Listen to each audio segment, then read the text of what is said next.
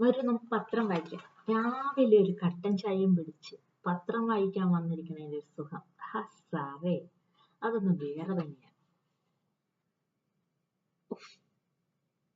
ആദ്യം തന്നെ ന്യൂസ് കണ്ടില്ലേ, സംസ്ഥാനം ഭരിക്കുന്നതിൽ വെച്ച് ഉന്നത പോലീസ് ഉദ്യോഗസ്ഥന്മാരിൽ ഒരാള്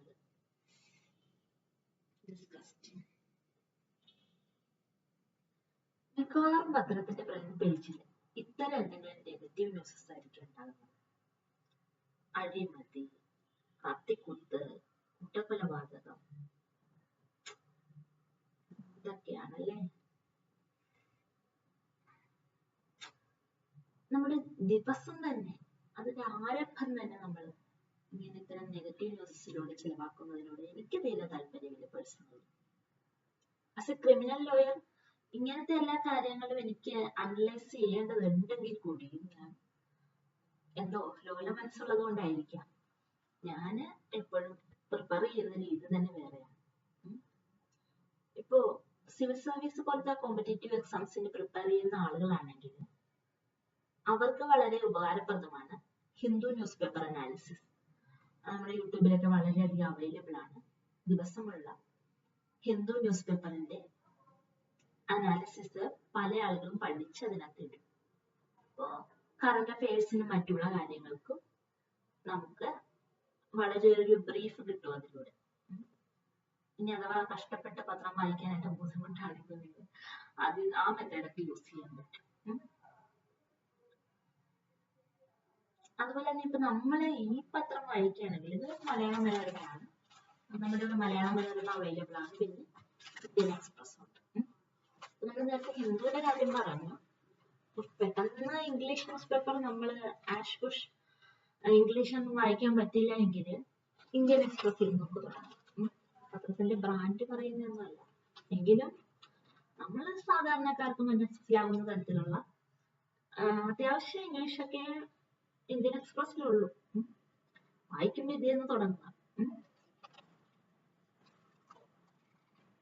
അപ്പൊ നമ്മള് മലയാള മനോരമയെ എടുത്തിരിക്കുകയാണ്, ചൂസ് ചെയ്തിരിക്കുകയാണ്. അപ്പൊ ഇതെങ്ങനെയാണ് വായിക്കേണ്ടത്, അല്ലെങ്കിൽ ഞാൻ എങ്ങനെയാണ് വായിക്കുന്നതെന്ന് പറഞ്ഞുതരാം. എന്നത് ഒരു ക്രിമിനൽ ലോയർ മാത്രമല്ല, ഞാനൊരു എക്കണോമിക്സ് സ്റ്റുഡന്റ് കൂടിയാണ്. അപ്പോൾ മിക്കവാറും ഞാൻ ബിസിനസ് പേജിൽ നിന്നാണ് സ്റ്റാർട്ട് ചെയ്യുന്നത്. അപ്പൊ ഇന്നത്തെ തന്നെ ബിസിനസ് പേജിൽ കൊടുത്തിരിക്കുന്നത് അത്യാവശ്യം ആപ്പിൾ ഫോണിനോടൊക്കെ ക്രേസുള്ള ആൾക്കാര് ഐഫോൺ 16 അതിന്റെ സീരീസ് ഇന്ന് പുറത്തിറക്കുമെന്നാണ് പറഞ്ഞിരിക്കണേ. അപ്പൊ അതിനെ കുറിച്ചുള്ള ഒരു വാർത്തയുണ്ട്. പിന്നെ നമ്മളുടെ കവർ യുഗം, അതായത് ഫുഡ് ഐറ്റംസ് നമ്മൾക്ക് കവറിൽ കിട്ടിയാലേ കഴിക്കൂ, പ്രിപ്പയർ ചെയ്യാൻ കഴിയില്ല, 2 മണിക്കൂർ പ്രിപ്പയർ ചെയ്യേണ്ട ആവശ്യം എന്താണെന്ന് ആളുകൾ ചോദിക്കും. സ്വിഗ്ഗി, സൊമാറ്റോ എന്നിവയിലൂടെ വരുത്തുന്ന ഫുഡ് അത് മാത്രമേ കഴിക്കുള്ളൂ. അതും നമ്മൾ സാധാരണ കഴിക്കുന്ന ആ ഫുഡിന് ഉള്ള വില ഉണ്ടല്ലോ, അതിന്റെ 2 or 3 ഇരട്ടിയോ കൊടുത്തിട്ടാണ് ഈ ഫുഡ് നമ്മൾ വാങ്ങിച്ച് കഴിക്കുന്നത്. അതിൽ തന്നെ എന്തൊക്കെ പ്രിസർവേറ്റീവ്സ് ചേർത്തിട്ടുണ്ടെന്നോ ഒന്നും നമുക്ക് അറിയേണ്ട കാര്യമില്ല. എളുപ്പത്തിൽ കിട്ടുക, കഴിക്കുക, അതേ ഉള്ളൂ. അപ്പൊ ആ ഒരു കാര്യത്തെ കുറിച്ചിട്ടൊരു വാർത്തയുണ്ട്. പിന്നെ ഇപ്പോ സാധാരണക്കാർ വരെ സ്റ്റോക്ക് മാർക്കറ്റിൽ ഇറങ്ങുന്നുണ്ട്. അത്യാവശ്യം എല്ലാവർക്കും ഇൻവെസ്റ്റ്മെന്റ് മറ്റു കാര്യങ്ങളൊക്കെ ഉണ്ട്. അപ്പോ ഓഹരി വിപണിയില് ഈ ആഴ്ച കുറച്ച് കരുതൽ എടുക്കേണ്ടതാണ്. അപ്പം വളരെയധികം അനലൈസ് ചെയ്തിട്ട് വേണം ഈ ആഴ്ച നമ്മൾ ഓരോ കരുക്കളും നീക്കാൻ വേണ്ടിയിട്ട്.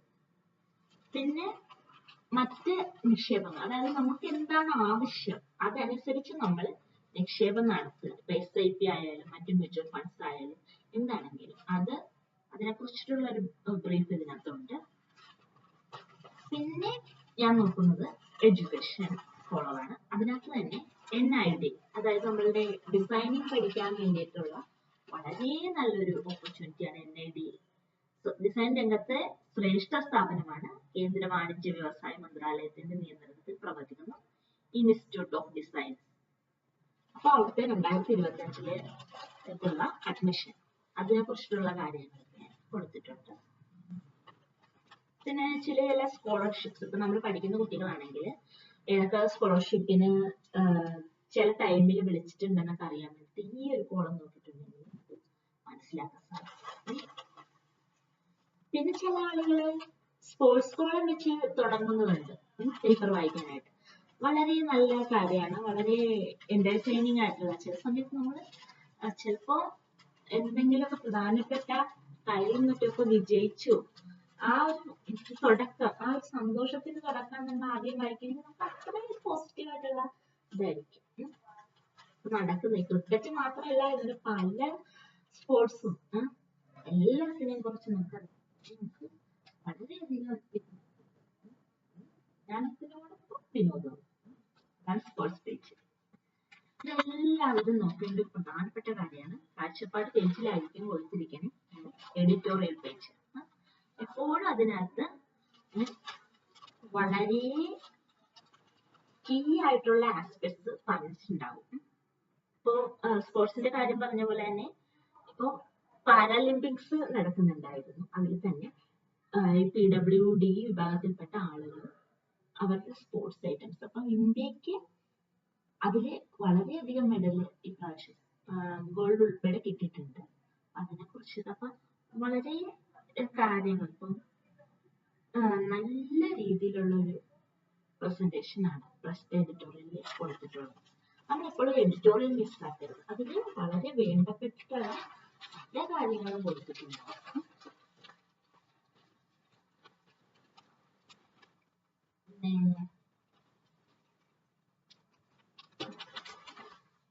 ചില പേപ്പറിൽ കിട്ടുന്നെങ്കിലേ അതിനൊക്കെ അങ്ങനെ കാര്യമായിട്ടൊന്നും വാർത്ത ഉണ്ടാവുന്നത്.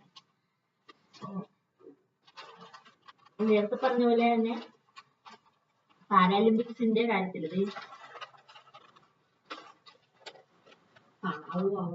തിരിച്ചാ പത്രം സ്വാഭിമാനം ഇന്ത്യ, അത് പാരാലിമ്പിക്സിന്റെ കൊടി ഇറങ്ങിയപ്പോഴത്തേക്കും ഇന്ത്യക്ക് 29 മെഡൽ ഉണ്ട്. വളരെ അഭിമാനപരമായിട്ടുള്ള കാര്യം അല്ലേ? അരീന സബലേങ്ക US ഓപ്പൺ വനിതാ സിംഗിൾസ് ട്രോഫിയുമായിട്ട്.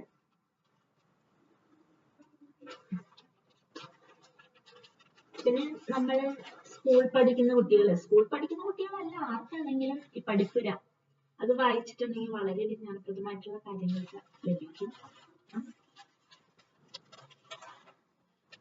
ചില ദിവസത്തെ പത്രത്തിലൊക്കെ ഇങ്ങനെ എന്താ പറയണ്ടേ, പരസ്യങ്ങളുടെ ഒരു ഘോഷയാത്രയായിരിക്കും.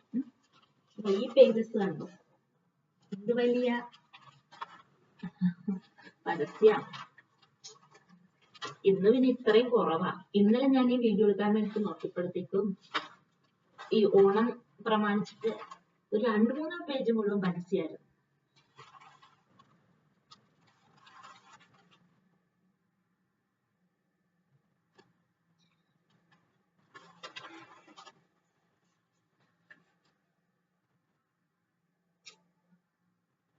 വെസ്റ്റ് ബാങ്ക് അതിർത്തിയിൽ ജോർദാൻകാരൻ 3 ഇസ്രായേലുകാരെ വെടിവെച്ചു കൊന്നു. ജോർദാൻ അതിർത്തി പാത അടച്ചു. ഇതാണ് ഞാൻ നേരത്തെ പറഞ്ഞത്. നമ്മുടെ ലോകത്തില് ഇത്തരം അക്രമങ്ങളും ഒക്കെ വളരെയധികം കൂടിക്കൊണ്ടിരിക്കുന്ന സാഹചര്യമാണ്. സമാധാനത്തിന്റെ വെള്ളരിപ്പറാവുകൾ അത് പാറിപ്പറക്കേണ്ട ടൈം അതിക്രമിച്ചിരിക്കണം. പിന്നെ പല ഓപ്പർച്യൂണിറ്റീസും മറ്റു കാര്യങ്ങളും പ്രാദേശികമായിട്ട് നടക്കുന്നത് എല്ലാം ഇമ്പോർട്ടന്റ് തന്നെയാണ്. അപ്പൊ പിന്നെ വളരെ ഇനിയിപ്പോ ഞാൻ പറയാൻ പോകുന്നത് നമ്മൾ നേരത്തെ പറഞ്ഞ ആ ഫ്രണ്ട് പേജിൽ ഈ പറഞ്ഞ അതിർത്തി പുറത്ത് RSS കൂടിക്കാഴ്ച CPM-ന് ബാധ്യതയില്ലെന്ന് M ഗോവിന്ദൻ. പരിശോധിക്കേണ്ടത് ആഭ്യന്തര വകുപ്പ് എന്ന സംസ്ഥാന സെക്രട്ടറി. DGP അന്വേഷിക്കുമെന്ന് LDF കൺവീനർ TP രാമകൃഷ്ണൻ. ഈ നേരത്തെ പറഞ്ഞിട്ടുള്ള ഒരു വാർത്ത മാത്രമല്ല, കൂടാതെ നമ്മളെപ്പോഴും പറയുന്ന തദ്ദേശ സ്വയംഭരണത്തിലെ ഒരു കാര്യമുണ്ട്. അതായത് ഗ്രാമ, ബ്ലോക്ക്, ജില്ലാ പഞ്ചായത്ത്, വാർഡ് പുനർവിഭജനം. നേരത്തെ ഉണ്ടായിരുന്ന എത്ര വാർഡാണോ നമ്മൾ അടിച്ചു വെച്ചിട്ടുള്ളത് അതിനേക്കാളും പിന്നീട് കുറച്ച് സ്പ്ലിറ്റപ്പ് വീണ്ടും വരാൻ പോവുകയാണ്. ഒരു ഡിവിഷൻ ഉണ്ടാവാൻ പോവുകയാണ്. ഗ്രാമീണ മേഖലയിൽ നിന്ന് വരും 1577 പൊതുജനപ്രതിനിധികൾ. കാരണം കുറച്ചുകൂടി ഉള്ളൊരു വാർഡ് വിഭജനം മറ്റു കാര്യങ്ങളൊക്കെ വരാൻ പോവുകയാണ്. 941 ഗ്രാമപഞ്ചായത്തുകളിലായി 1375 വാർഡുകൾ കൂടി. അപ്പൊ ഇത്തരം കാര്യങ്ങളൊക്കെ നമുക്ക് വളരെ ഇമ്പോർട്ടന്റ് ആണ്. അപ്പൊ അതെല്ലാം നോക്കേണ്ടത് തന്നെയാണ് കേട്ടോ.